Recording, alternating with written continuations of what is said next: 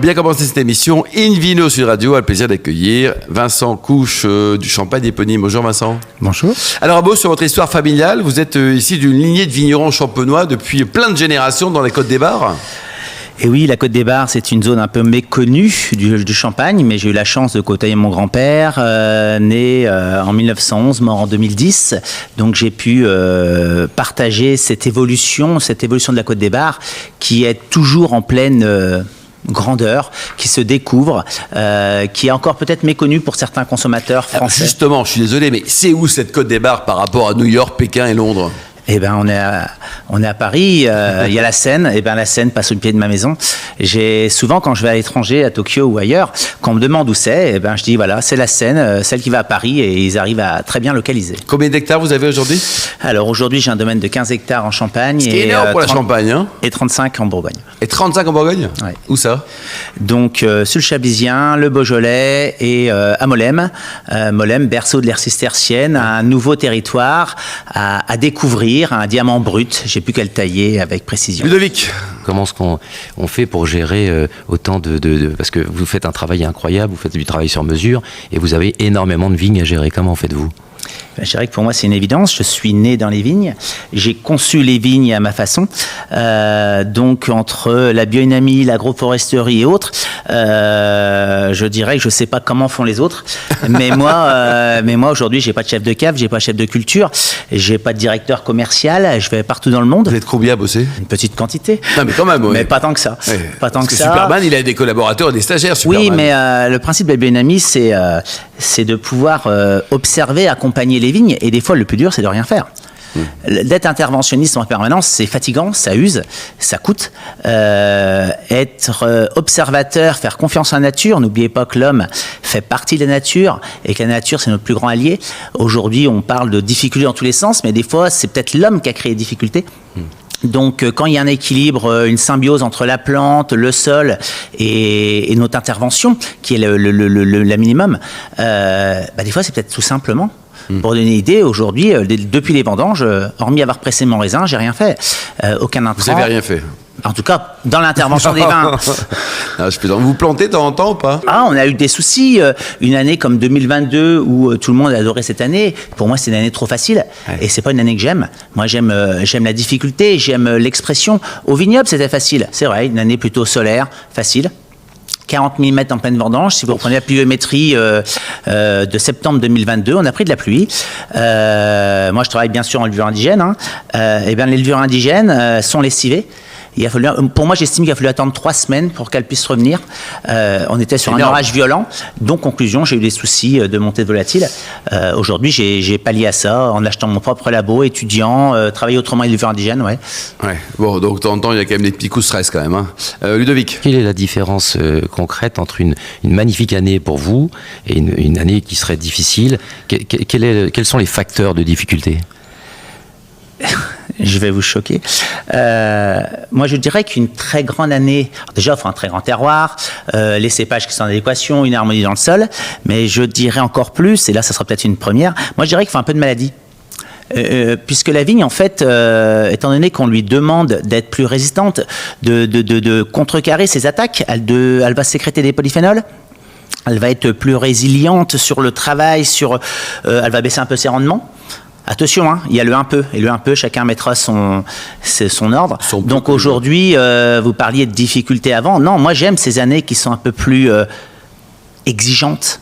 Il faut accepter qu'il y aura des années avec moins de récoltes, des années avec plus de récoltes. Mais ce qui est sûr, pour faire un grand vin, et un grand vin pour moi c'est un vin qui passe le temps, et quand je dis on passe le temps, on ne parle pas de quelques années, moi je parle de plusieurs décennies. Je pense qu'il faut de la difficulté, mais c'est comme pour un homme, un adolescent qui se développe dans la facilité, et il sera peut-être fragile plus tard. Alors on va faire un zoom sur vos bulles et un zoom sans bulles. Alors parlons de vos bulles, alors racontez-nous. Écoutez, moi je me suis installé il y a un peu plus de 30 ans maintenant, donc j'avais pas 20 ans. La biodynamie me paraissait évident. J'ai été formé à la Viti, à Beaune, j'avais été formé par Pierre Masson, Claude Bourguignon. Peut-être que j'avais pas envie d'apprendre les molécules chimiques qu'on nous enseignait à l'école. Donc je suis parti tout de suite sur la biodynamie, et avec grand plaisir. Je suis passé en certification officiellement Déméter en 2008. Et j'ai arrêté parce que mes vins n'avaient plus besoin de mettre de soufre depuis 2015. Ce qui est pas mal quand même. Hein. Et aujourd'hui, plus un vin est dosé. Et pour vous donner une petite idée, un vin que j'ai encore en cave, qu'on vend encore, et c'est un 2000. C'est-à-dire qu'aujourd'hui, en bouteille, ma gamme Sensation, on démarre sur un 2003. Et la notion du temps, je ne sais pas si vous l'avez compris, mais elle est importante. Et c'était dégorgé quand même ces vins? Récemment. Alors le 2000, il y a quelques années, les 2003, c'est dans l'année. Combien ça coûte une bouteille de 2000 ou 2003 chez vous encore? On est autour de 150 €. 150 € pour un vin qui est quand même remarquable parce que c'est très cher 150 €, mais ça les vaut. Et il y a combien d'années? Il y a 20 ans d'attente, de stockage, vieillissement, de chouchoutement. Aujourd'hui, le monde veut toujours aller vite. Nous, on a un monde de patience, de stock, on pourrait l'appeler comme ça. La Champagne est spécialiste pour les stocks. Elle a la chance de sortir un produit prêt à boire. Oui. Et ça coûte, c'est clair. Ça coûte. Il faut de la volonté. Il faut le rappeler ça quand même. Hein. Il faut des efforts. Imaginez quand vous commencez à investir quelque chose et vous dites vous aurez le fruit que 20, 25 ans plus tard. Aujourd'hui, c'est plus la mode. Moi, c'est mes tripes. Ludovic. Alors ma question justement sur latte, c'est quand la bouteille effectivement est allongée et elles sont les unes à côté des autres en train de faire leur prise de mousse. Combien de temps vous mettez sur latte vos bouteilles pour obtenir l'effervescence? Eh bien, ça va dépendre des vins. On parlait des bulles. Je m'amuse à faire aussi des bulles sur mon domaine en Bourgogne. Ah oui. C'est une bulle en vin de France, où là, une petite année suffit, puisqu'on a un assemblage de 5 ans d'âge. Et puis, en fait, ça dépend du style. Vous savez, une vigne, des vins, c'est comme des enfants. Ils sont tous différents, on les aime tous. Donc, je vais pas produire de la même manière un vin que je vais penser garder 20 ans, 30 ans sur latte, qu'un vin qui va rester 1 an ou 2 ans. Et alors, racontez-nous ce passage là, de la Champagne à la Bourgogne. Il s'est effectué quand?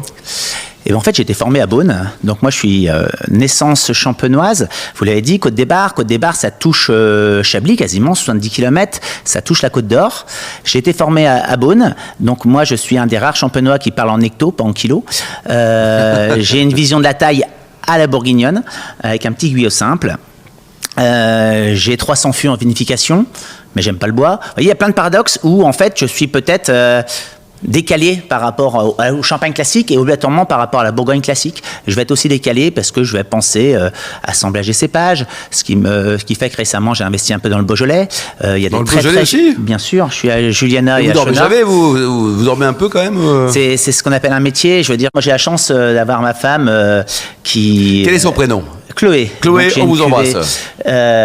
Chloé qui va plus que ma femme, puisque Chloé, c'est le surnom de la déesse Déméter. Et j'ai l'avantage d'avoir épousé une déesse, ouais. Oui. C'est pas mal. Hein. C'est très chic ça, hein, Ludovic. Alors moi, j'ai hâte de venir vous voir, puisque de la Champagne, je connais essentiellement la montagne de Reims, la Côte des Blancs, etc. Et c'est vrai que je suis venu quelques fois chez vous. Et moi, ce qui me marque, c'est, on en a parlé un petit peu, la maturité des raisins. Je trouve que les raisins, là où vous êtes, montent un peu plus en maturité.